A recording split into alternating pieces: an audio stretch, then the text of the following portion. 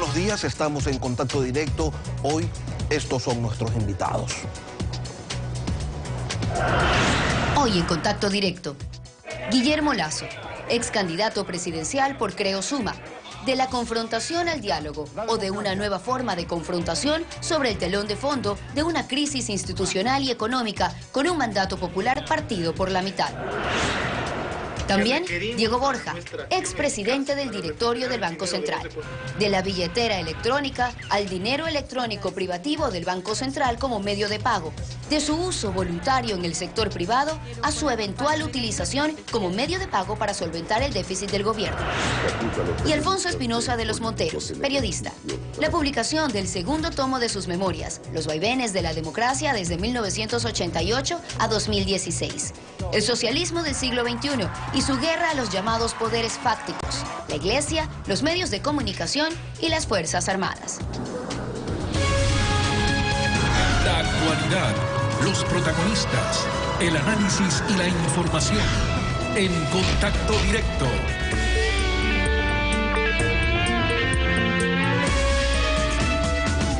Guillermo Lasso, buenos días, bienvenido a Contacto Directo.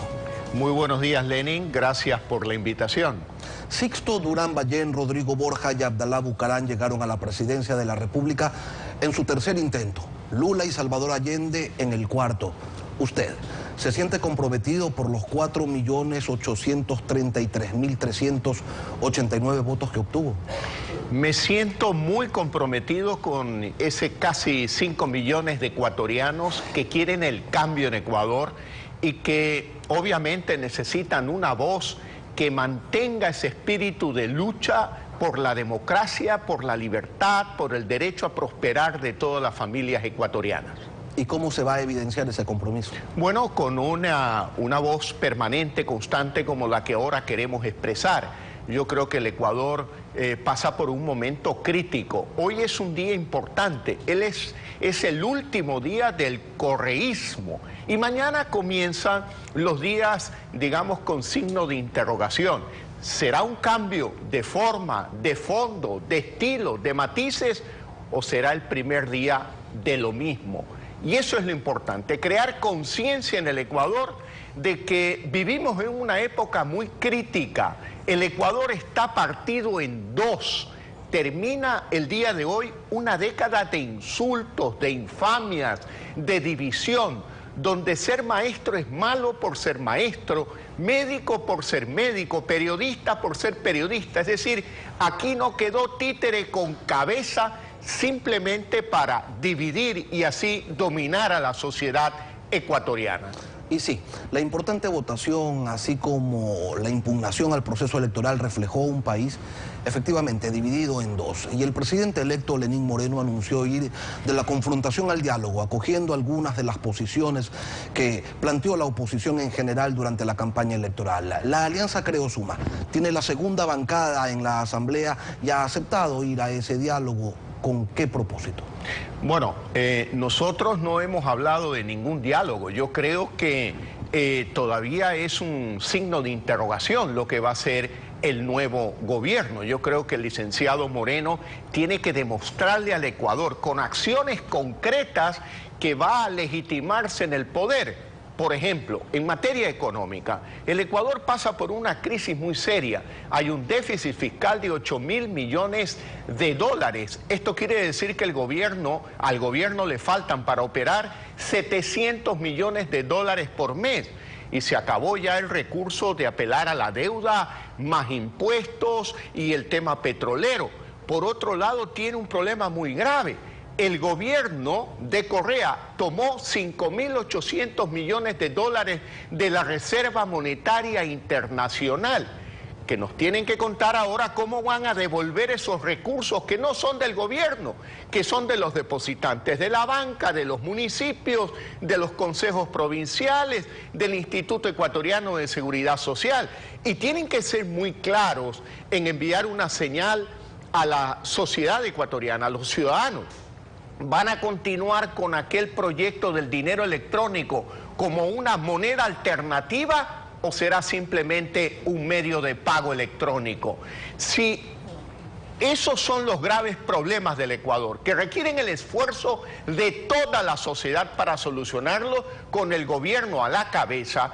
¿Cómo se va a convocar a esa sociedad para que apoye todo lo necesario para sacar adelante la economía con esta última década de insultos? Por lo tanto, la primera medida que debe de tomar el licenciado Moreno, el primer objetivo, es unificar a la sociedad ecuatoriana, impulsar un reencuentro, pero ese reencuentro no será posible si él no declara el indulto de todos los perseguidos políticos en el Ecuador. Indulto de todos los perseguidos políticos. Y ese fue uno de los 10 temas que usted presentó ayer, 10 propuestas para el diálogo, para la rectificación, para la reunificación del país. Hubo un orden de prioridades. Primero estaba el tema de los indultos, lo cual significa que la crisis fiscal no es el único tema, el único problema que hereda Lenín Moreno de su antecesor. Es que tiene por un lado un problema económico, por otro lado un problema institucional, donde aquí en los últimos 10 años no se han respetado las instituciones, se ha actuado con prepotencia, con arbitrariedad. ¿Eso va a continuar?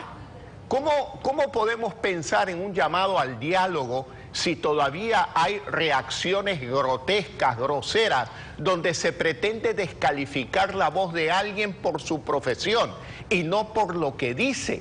Es necesario también que cumpla pues las ofertas del incremento del bono a $150, porque no es cuestión de que en campaña se dijo cualquier cosa y luego cuando se llega al gobierno no se aplica. El problema es muy grave, el problema es muy serio. Yo quiero poner sobre la mesa un punto. Si queremos superar la crisis del Ecuador, es necesario el reencuentro nacional. Y para lograr el reencuentro es necesario el indulto de todos los perseguidos políticos del gobierno de Rafael Correa. Es necesario derogar la ley de comunicación para respetar la libertad de expresión, vender los medios incautados para que no exista en el futuro la tentación de volverlos a utilizar como lo utilizaron en la última campaña para infamar e injuriar a un candidato. Por lo tanto, eso es necesario. Hay que devolver la personería jurídica a la UNE, más allá de que yo no coincido con sus postulados.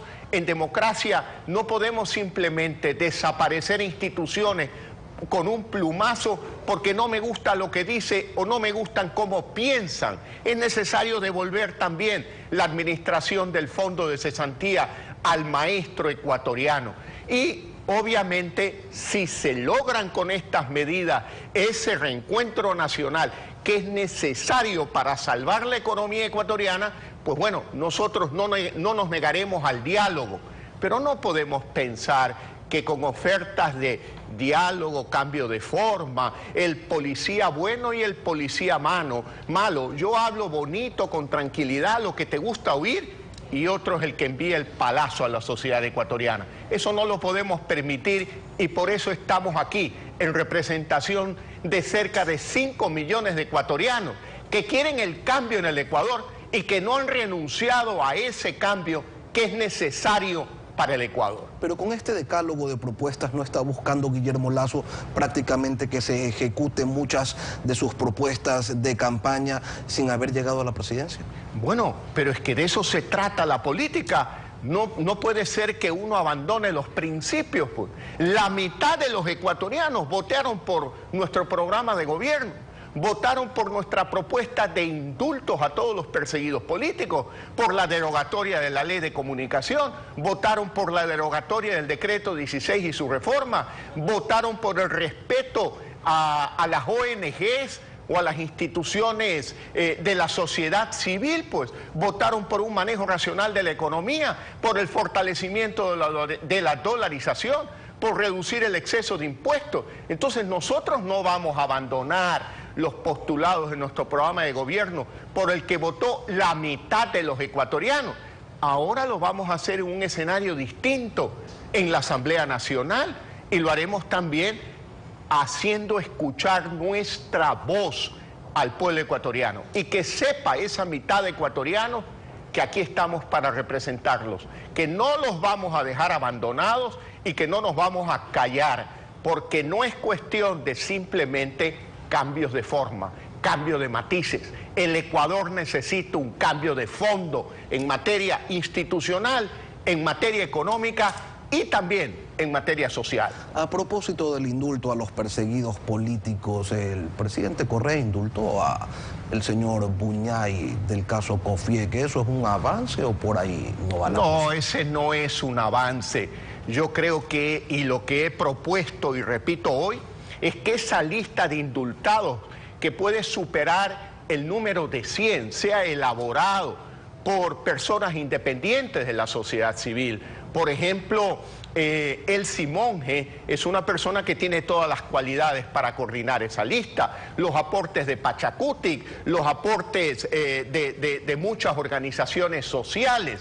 Y claro, de esa forma se construye un diálogo serio, pero de la buena fe, donde se pueda creer que verdaderamente van a llevar a cabo una política de indulto, porque no es posible el concepto de perseguidos políticos en democracia. Si hay perseguidos políticos es porque no hay democracia en el Ecuador, como en el caso venezolano tampoco hay democracia, porque allá se persigue a los opositores al gobierno. Atada a la crisis fiscal está la crisis moral de corrupción e impunidad.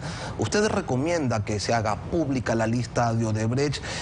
Como se sabe, esta queda liberada de sigilo judicial el 1 de junio en Brasil, es decir, dentro de 10 días, y de seguro provocará un terremoto político en algunos países de la región. ¿Qué posición adoptarán ustedes en la Asamblea, considerando que eventualmente podría afectar a la cúpula gobernante? Bueno, exigirle, como yo ya le he sugerido al licenciado Moreno, que haga pública la lista una vez que se libere esta reserva y que además tome todas las acciones necesarias para investigar y sancionar a los culpables, y que no nos vengan con el cuento de que son acuerdos entre privados y que las coimas no perjudican al Estado. No, señor, las coimas, más allá de ser un acto ilegal, inmoral, sí perjudican a los ciudadanos, porque encarece la obra pública que terminamos pagando todos los ecuatorianos. Por lo tanto, hay que llevar a cabo un proceso serio y queremos ver una decisión absolutamente firme de lucha contra la corrupción. El presidente electo Lenín Moreno tiene perfecto derecho a plantear un plan de gobierno que incluya el cumplimiento de sus generosas ofertas de campaña, pero hay un problema, como usted ya lo ha señalado, con el déficit. Además, está el hecho cierto de que serían los más pobres los beneficiados. ¿Cómo sugiere usted deben reajustarse esos planes en tamaño o en tiempo de ejecución? Bueno, yo creo que en este caso quien debe responder esa pregunta es el señor Moreno, porque es él el que ofreció incrementar el bono a $150. Es él el que ofreció vivienda gratuita. Hoy tiene que contarnos cómo lo va a hacer. Y si no lo va a hacer, ¿por qué no lo va a hacer? Para que haya absoluta transparencia en la sociedad ecuatoriana. Nosotros seremos muy serios en nuestra acción de oposición. Nuestra oposición será de defensa de los principios y valores democráticos, de la libertad, del derecho a prosperar de todas las familias ecuatorianas, de todos los ecuatorianos. Pero vamos a ser muy firmes, porque no es cuestión de en una campaña electoral ofrecer el oro y el moro y ahora que llegan al gobierno llenarse de justificaciones o de silencios, como hasta ahora hay silencio sobre muchos aspectos de peso graves de la sociedad ecuatoriana, sobre lo cual no se ha escuchado al licenciado Moreno hablar. Decir yo representaré a esos casi 5 millones de ecuatorianos que votaron por mi propuesta, que es lo que usted señala, ¿significa que Guillermo Lasso ya está embarcado en la campaña presidencial del 2021? No necesariamente, Lenin, yo creo que hay tiempo para definir eso. Pero no lo descarta tampoco. Pero más que un derecho, para mí es una obligación, una responsabilidad, responder con seriedad frente a la confianza que depositaron en nosotros cerca de 5 millones de ecuatorianos. Yo no me puedo quedar callado, no puedo simplemente vivir una vida cómoda, porque esto implica trabajo, esfuerzo, exponerse a lo mismo que me expuse en una campaña presidencial, hasta el tirar de piedras y palos al salir de un estadio de fútbol. Pero yo creo que estos 5 millones de ecuatorianos, la mitad de la población ecuatoriana, y yo diría que todos los ecuatorianos, exigimos un cambio, pero no solo de matices, no solo de formas, necesitamos un cambio de fondo, porque si se quedan en los matices, la crisis se va a profundizar en el Ecuador. Si se quedan con este doble discurso de no estoy de acuerdo con el dinero electrónico, pero se reúne con el ministro fallido de Grecia, el señor Varoufakis, ¿qué señales nos están enviando? Como el Chavo del Ocho. ¿Dónde queda el norte? Allá. No, hay que ser claro. El norte queda en el norte y el sur en el sur. El dinero electrónico lo están pensando como una moneda alternativa y no como un medio de pago electrónico. Y eso va a perjudicar a todos los ciudadanos ecuatorianos. Y tenemos que ser claros en decirlo. No nos podemos quedar callados por la responsabilidad con todos los ciudadanos ecuatorianos. Guillermo Lasso, gracias por acompañarnos esta mañana en Contacto Directo. Muchas gracias, Lenin. Volvemos enseguida, luego del corte. En instantes, Diego Borja, expresidente del Banco Central y exministro coordinador de la política económica de Rafael Correa. De la billetera electrónica para estratos populares al dinero electrónico como medio de pago del gobierno. Lo analizaremos, ya regresamos. Cuando un hombre está en el poder, necesita el consejo, el apoyo, el cariño y el aliento de sus gobernados, que han de ser sus amigos, no sus vasallos. Pero si ese hombre se olvida que se debe al pueblo y no respeta derechos ni constituciones, el pueblo tiene la obligación de recordarle los deberes de la altura e imponerle su soberanía, si no por la razón, por la fuerza. Leandro Alem, revolucionario masón argentino, fundador Unión Cívica Radical.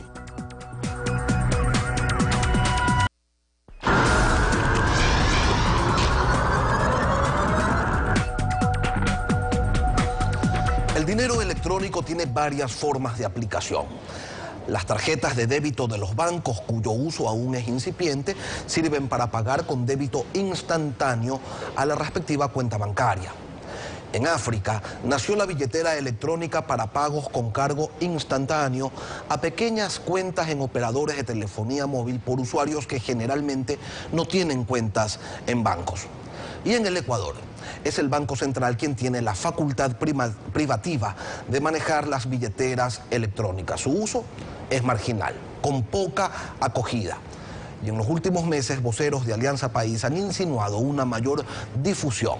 El exministro de Finanzas griego, Varoufakis, sugirió al presidente electo Lenín Moreno que se amplíe su uso al gobierno para pagar sueldos y también a contratistas y también a proveedores. Vamos a analizar el tema con Diego Borja, expresidente del directorio del Banco Central. Buenos días, economista Borja, bienvenido a Contacto Directo. Buenos días, muchas gracias por la invitación. Hagamos un poco de historia. Fue Pedro Delgado, su sucesor en la presidencia del Banco Central, quien impulsó el proyecto de la billetera móvil y el préstamo de Cofiega Gastón Dusac. ¿Estaba vinculado con ese proyecto? No, de ninguna manera. Yo había salido para ese momento ya del gobierno. Y una de las causas precisamente fue el que el presidente nombre a Delgado como presidente del Banco Central. Nosotros habíamos tenido serísimas discrepancias con ese señor. Y claro, frente a una decisión de esa naturaleza, el presidente Correa, no podíamos continuar. Pero fue Pedro Delgado quien se encargó de sacar adelante este proyecto del dinero electrónico. No, yo creo que lo hundió, porque originalmente el proyecto del dinero electrónico se orientaba, como usted bien señalaba al principio, hacia aquellos sectores que están excluidos del sistema bancario. A gente que tenía que hacer largos trayectos para obtener dinero, largas colas. Por tanto, costos grandes para la población. Habíamos pensado en un primer momento para los receptores, por ejemplo, del bono de desarrollo, que reciban en su teléfono sin ningún problema de tener que movilizarse y de esa manera poder ahorrarles tiempo y costos y que puedan utilizar en su teléfono sin tener que pasar por toda la tramitología de tener una cuenta en un banco o en una cooperativa.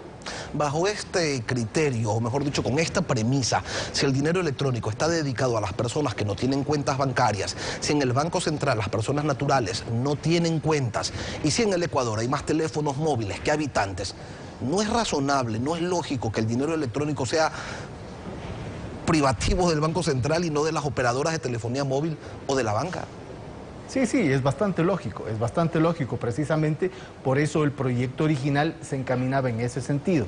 que el Banco Central, a través de su plataforma del sistema de pagos, que es una plataforma ya instalada, que no había que gastar más en inversiones para ampliarlo, cosas de ese estilo, maneje las cuentas de estas personas que no tienen cuentas en los bancos ni en las cooperativas, que les significa todo un trámite hacerlo y que puedan obtener los beneficios del sistema de dinero electrónico. Pero claro, lo primero que deberíamos darle como consejo al Banco Central es que habilite la cuenta.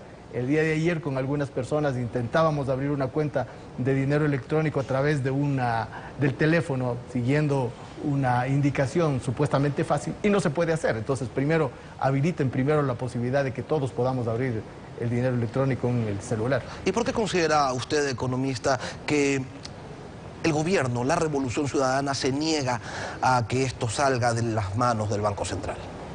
Mire, aquí hay dos maneras que no hay que confundir. Una cosa es esta concepción del dinero electrónico en manos del Banco Central orientado a quienes no estaban bancarizados originalmente, luego puede ampliarse.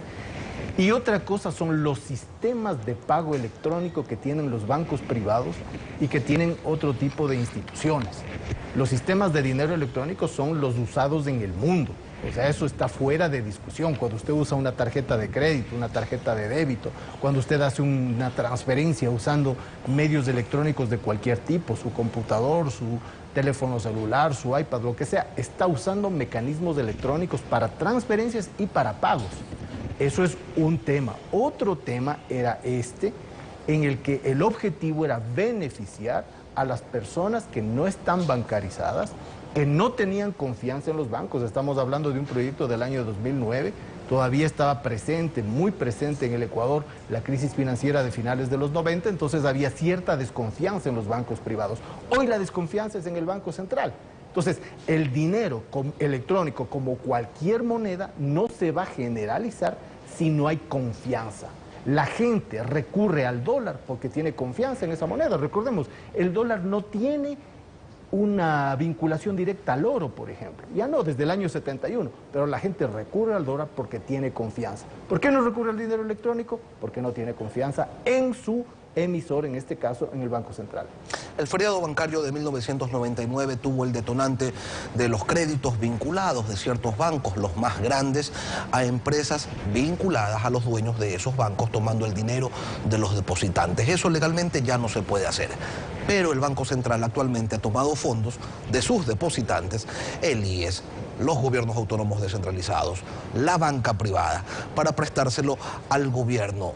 Técnicamente, economistas, ¿son vinculados esos créditos al gobierno por parte del Banco Central que pertenece a la función ejecutiva? He oído esta argumentación en varios analistas y no la comparto en lo absoluto. Una cosa era el manejo hasta cierto punto fraudulento, en muchos casos en realidad fraudulento, de los bancos privados que se prestaban entre sí y que provocaron una crisis financiera de magnitud a finales de los 90, a la cual, por cierto, tuvo que recurrir el Estado para salvarles, generando una deuda de los bancos privados que entraron en salvataje con toda la sociedad, porque el dinero del Banco Central que en esa ocasión se utilizó era de todos los ecuatorianos para salvar a poquitos bancos, que no los logró salvar, por cierto. En este caso, el concepto es diferente. Hay una reserva internacional que suele colocarse en bancos internacionales a tasas muy bajas, 0.4, 0.5%, y la concepción es que el Banco Central genere inversiones prestando ese dinero a entidades del gobierno, por ejemplo la banca pública, a tasas de interés mayores y con posibilidades de repagos reales, porque cuando usted ve los repagos que ha obtenido el Banco Central existen. Lo que es cuestionable es que supere ciertos límites. ¿Por qué? Porque puede poner en problema a la estabilidad del sistema monetario, a la estabilidad del dólar. El dinero electrónico, facilitado por el Banco Central y usado como medio de pago del gobierno para solventar el déficit fiscal, ¿qué efectos causaría en la economía? Mire, no es posible, y eso creo que hay que decirlo con claridad, que se utilice el dinero electrónico para solventar el déficit fiscal. Creo que eso no está en la mente de ningún economista, ni de la oposición, ni del gobierno. Estamos hablando de un déficit fiscal que está bordeando el 8% del PIB. Es decir, es una magnitud extremadamente grande. Lo que considero, y es posible hacerlo, es que el Banco Central tenga cierto margen de libertad para utilizar el dinero electrónico, porque el dinero electrónico en una economía dolarizada, en un Banco Central que no emite dólares, se convierte en una herramienta de gestión de la liquidez. Pretender solventar el déficit creo que no está en la mentalidad de ningún economista serio. ¿Pagar salarios o parte de los salarios del sector público con dinero electrónico, usted considera que es una medida interesante? Mire, en algunos casos, como le digo, teniendo cierto margen de libertad, podría evitarse el desempleo de mucha gente. ¿Por qué? Porque el dinero electrónico, igual que las monedas que utilizamos los ecuatorianos solo en el Ecuador, las que se emiten en el Ecuador, las monedas de 50 centavos, de 25 centavos, son monedas que solo sirven dentro del territorio nacional. Igualmente, la concepción del dinero electrónico solo serviría en el territorio nacional para compras locales. Entonces, por ejemplo, si es que las personas que iban a acceder al dinero electrónico a través del pago del bono podían comprar alimentos, medicinas, pagar la luz, el agua, el teléfono, los impuestos prediales en algunos casos, con dinero electrónico, simplemente lo que hacen es recibir su remuneración, su pago, su deuda de alguien que les deba y pagar en la economía local. Eso contribuye a dinamizar las transacciones. Pero obviamente no se puede pensar crear una economía ficticia también. O sin los debidos controles, como le decía hace un momento, se puede ir de las manos, como se ha ido de las manos en algún sentido los créditos del Banco Central al gobierno. Yo hablo de un margen de maniobra, no del uso indiscriminado, generalizado, porque eso no se podría sustentar si es que queremos mantener el esquema de dolarización. Diego Borja, gracias por su participación esta mañana en Contacto Directo. Volvemos en un instante. En breve, Alfonso Espinosa de los Monteros, periodista. La publicación del segundo tomo de sus memorias, Vaivenes de la Democracia de 1988 a 2016. El socialismo del siglo XXI y su guerra a los llamados poderes fácticos. Ya regresamos.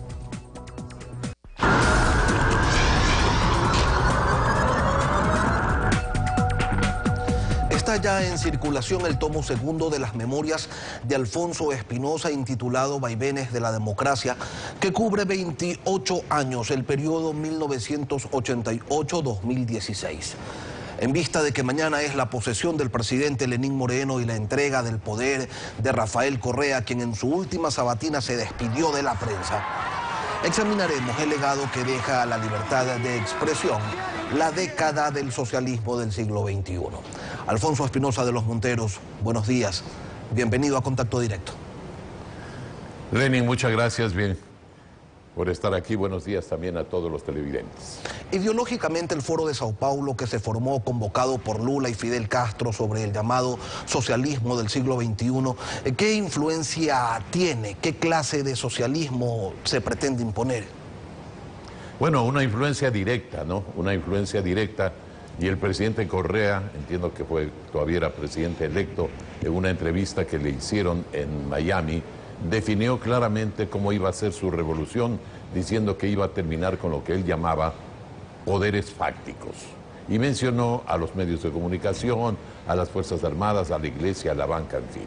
Y en los 10 años hemos visto, pues, que sus discrepancias y pugnas han sido precisamente con estas instituciones. En el caso de los medios de comunicación, ha sido una década nefasta, terrible, porque la libertad de expresión ha estado afectada al 100%, al punto de que ha producido reacciones, inquietudes y reclamos, incluso a nivel internacional, como en el caso, por ejemplo, de la Comisión Interamericana de Derechos Humanos, que ha atendido varios reclamos en este sentido.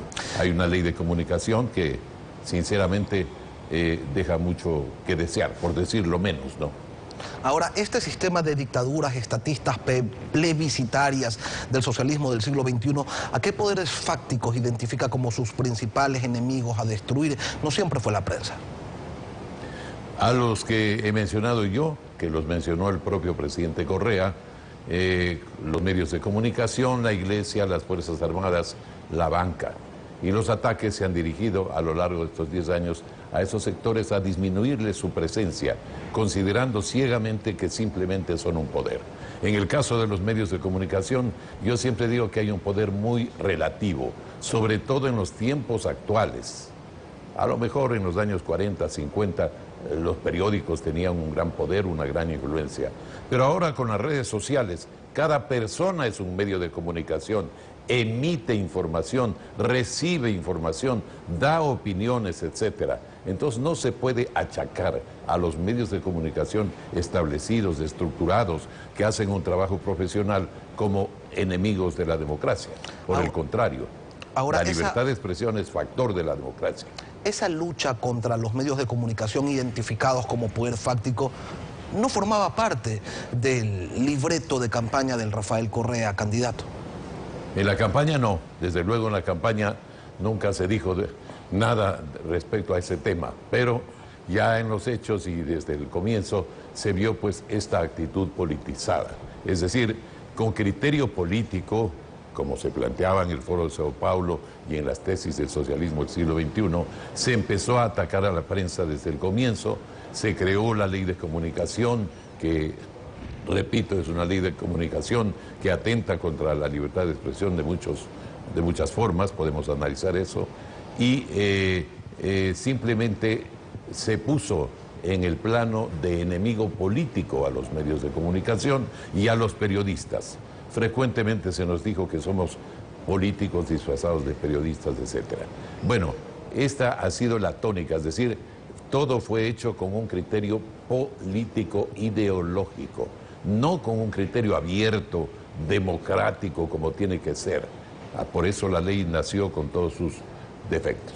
En el Ecuador, los medios privados jamás han constituido un monopolio de ningún grupo particular, sino que compiten entre ellos con diferentes posiciones editoriales. Y el Estado ha carecido de medios para evitar su uso partidista desde el poder.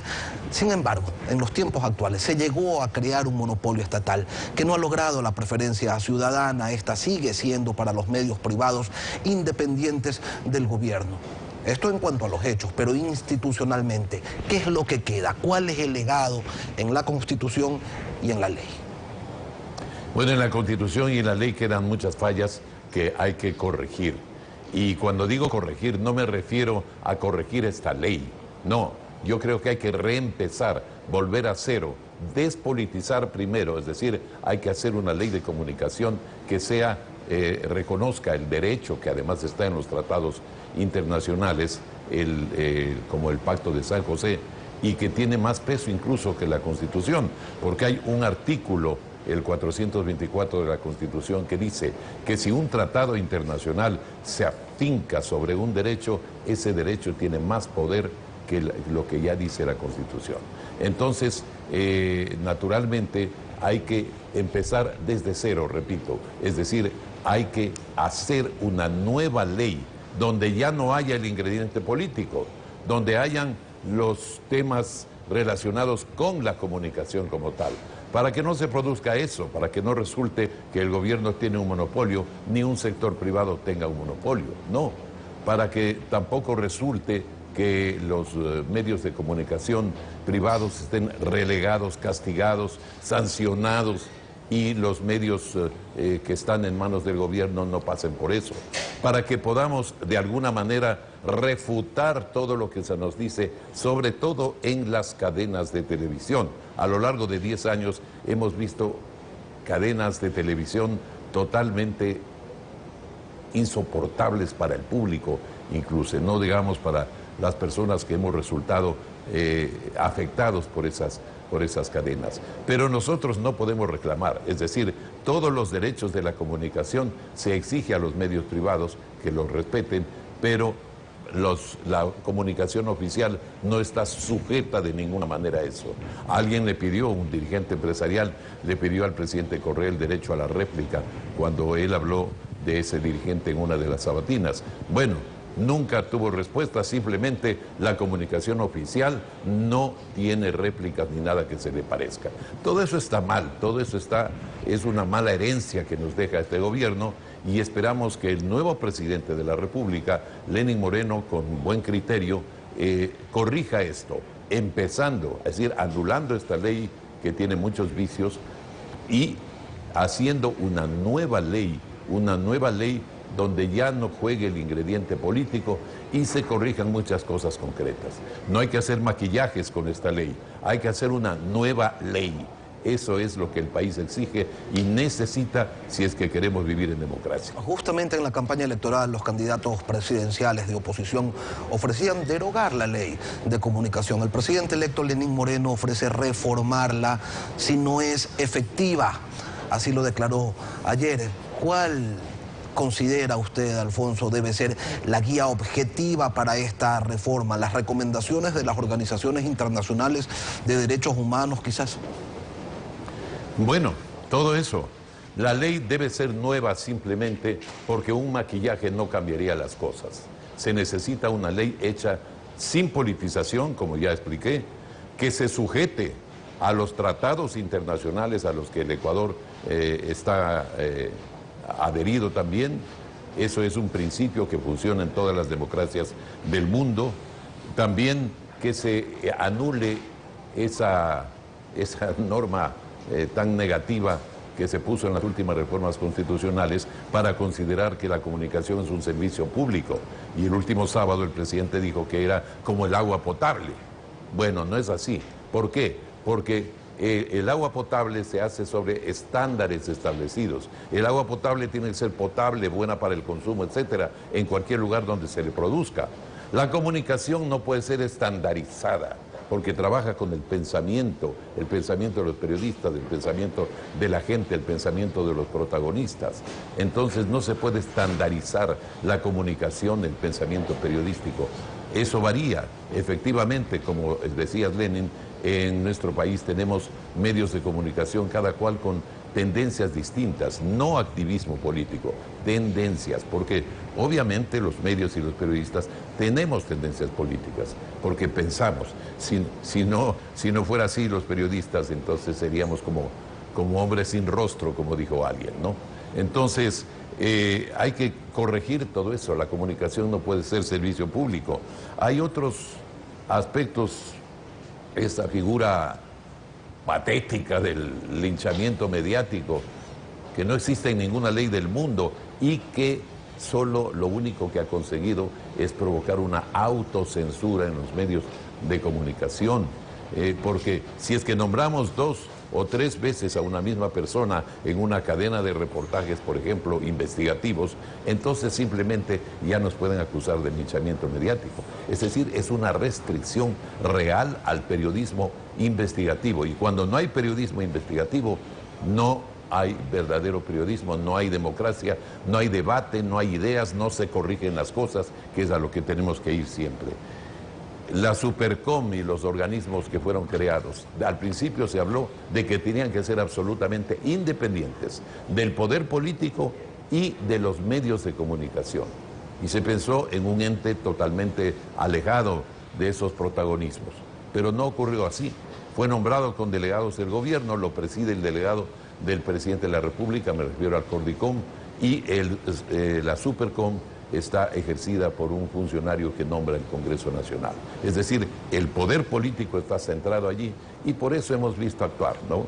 La Supercom dijo que en 2 años había sancionado por 313 ocasiones a medios de comunicación, casi sintiéndose orgullosa de eso. Pero eso esas sanciones nunca fueron las adecuadas, por lo menos no hubo un sentido de justicia, de verdadera justicia. Y a propósito, también este sistema de que exista una superintendencia de comunicación para sancionar, también es una contraposición, es una especie de sistema judicial paralelo que existe. Y eso no puede existir tampoco en una democracia. Deberíamos ir todos a todos los tribunales como siempre ha sido, ¿no? Por ejemplo, en las acusaciones en el Código Penal existen sanciones establecidas para las injurias, por ejemplo. Entonces, ¿para qué tenemos que tener una ley y una autoridad especializada por eso? No todos los cambios han sido para bien. Alfonso Espinosa. No han sido los cambios para bien definitivamente, y ahora hay que empezar desde cero. Le decimos al señor licenciado Lenín Moreno, presidente de la República, que él ponga ¿qué diría yo? Que ponga el dedo en la llaga para corregir esto que es muy importante. Alfonso Espinosa, gracias por acompañarnos en Contacto Directo. Muchas gracias también, Lenín. Nos vemos el día de mañana. Ha sido todo por hoy. Continúen en la señal de Ecuavisa.